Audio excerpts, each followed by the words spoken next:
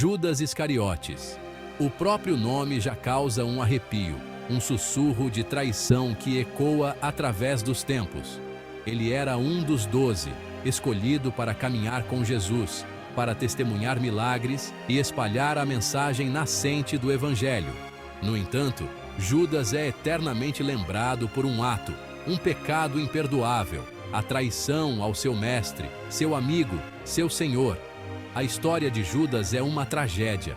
É um lembrete severo de que mesmo dentro do círculo íntimo de seguidores de Jesus, a escuridão podia residir.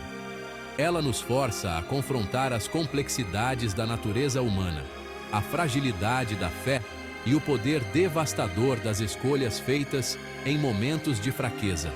Como alguém tão próximo de Jesus, alguém que tinha visto seu poder e ouvido seus ensinamentos, poderia escolher o caminho da traição? Esta pergunta tem assombrado teólogos e crentes durante séculos. Embora não possamos compreender totalmente as profundezas do coração de Judas, as Escrituras oferecem vislumbres de suas motivações e sua derrocada final.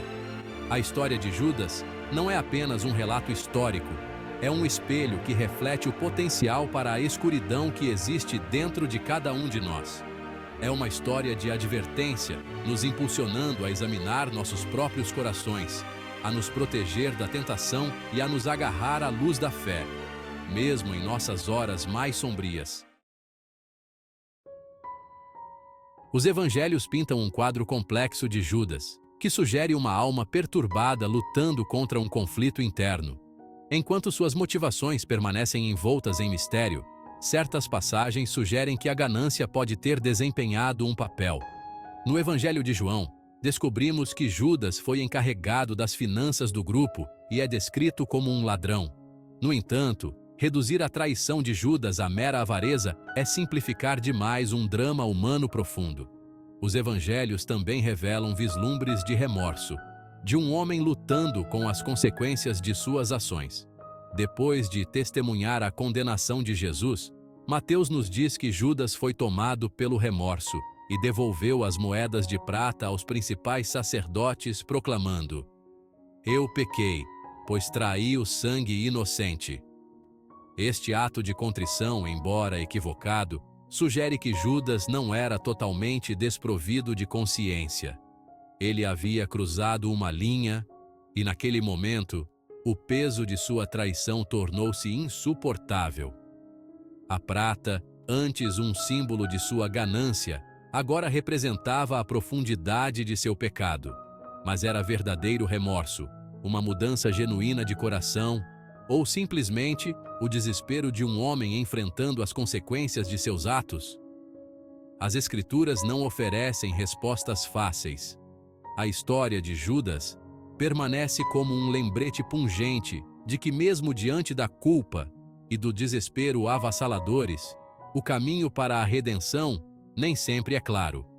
O peso de sua traição provou ser pesado demais para Judas suportar. Ele procurou desfazer o que havia feito, mas sua tentativa foi inútil. As rodas do destino haviam sido colocadas em movimento e a vida de Judas estava espiralando em direção a um fim trágico. A soma de 30 moedas de prata se destaca na narrativa da traição de Judas. É um detalhe assustadoramente específico que ressalta a natureza fria e transacional de seu ato. Não foi um crime passional, mas uma decisão calculada, com um preço bem definido. O significado dessa quantia não passou despercebido pelos escritores dos evangelhos. Eles a conectam a uma profecia do livro de Zacarias, onde 30 moedas de prata é o preço pago pela traição de um pastor. Este eco deliberado serve para sublinhar a gravidade do pecado de Judas. Ele não traiu apenas um homem. Ele traiu o próprio Filho de Deus. As 30 moedas de prata, inicialmente um símbolo da ganância de Judas, rapidamente se transformam em uma representação de sua culpa e desespero. Uma vez que ele percebe a magnitude de suas ações, o dinheiro se torna um lembrete tangível de seu pecado, uma manifestação física de sua lealdade quebrada. Esse tema da traição e suas consequências é central para a fé cristã. A história de Judas serve como um lembrete severo da capacidade humana para o pecado, mesmo na presença do amor e do perdão divinos. Também destaca a importância do arrependimento e da busca pela misericórdia de Deus. As 30 moedas de prata, eternamente ligadas ao nome de Judas, representam um símbolo gritante do alto custo da traição e das consequências profundas das escolhas feitas nas trevas. Seção 4. Duas versões, uma tragédia. Narrativas divergentes da morte. A Bíblia fornece dois relatos distintos da morte de Judas, um no Evangelho de Mateus e outro no livro de Atos dos Apóstolos, escrito por Lucas. Embora ambos os relatos concordem sobre o resultado final, a morte de Judas, a maneira como ela ocorre difere, levando a séculos de debate e interpretação.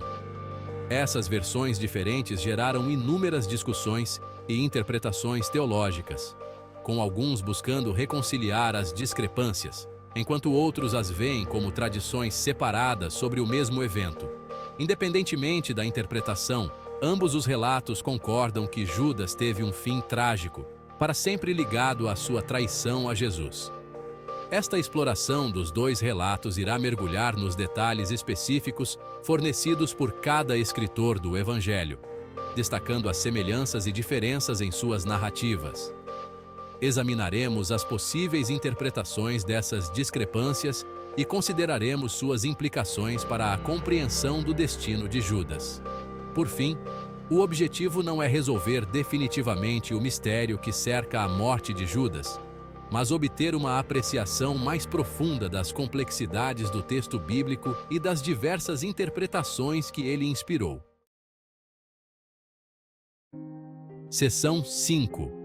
A versão de Mateus. Desespero e um ato final. O Evangelho de Mateus fornece o relato mais detalhado da morte de Judas, focando em seu remorso avassalador e em sua tentativa desesperada de desfazer suas ações. De acordo com Mateus 27, versículos 3 a 5, após testemunhar a condenação de Jesus, Judas é tomado pelo remorso e devolve as 30 moedas de prata aos principais sacerdotes, exclamando: "Pequei, pois traí o sangue inocente." Os sacerdotes, no entanto, não se comovem com a mudança de coração de Judas. Eles respondem friamente: "Que nos importa? Isso é problema seu." A resposta deles reflete sua indiferença ao destino de Judas, destacando a natureza transacional de seu relacionamento.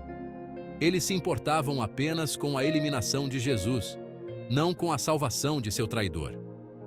Consumido pelo desespero, Judas joga a prata no templo e foge. Ele então sai e se enforca, um ato final de autodestruição nascido da culpa avassaladora e da ausência de perdão. O relato de Mateus enfatiza o tormento psicológico que se apoderou de Judas após sua traição, o peso de seu pecado, a compreensão das consequências de suas ações e a rejeição de sua tentativa de arrependimento o levam a um fim trágico. Seção 6. A versão de Lucas, um fim cruel em Aceldama. O relato de Lucas, encontrado em Atos 1, versículos 16 a 20, difere significativamente do de Mateus em sua descrição da morte de Judas. Lucas afirma que Judas usou o dinheiro da traição para comprar um campo, onde mais tarde caiu de cabeça, seu corpo se esborrachando e suas entranhas se derramando. Esta descrição horrível, ausente no relato de Mateus, adiciona um elemento visceral à morte de Judas. Alguns estudiosos acreditam que o relato de Lucas pretende destacar o julgamento divino sobre Judas por sua traição. Seu fim cruel serve como um aviso contra as consequências da traição e do pecado.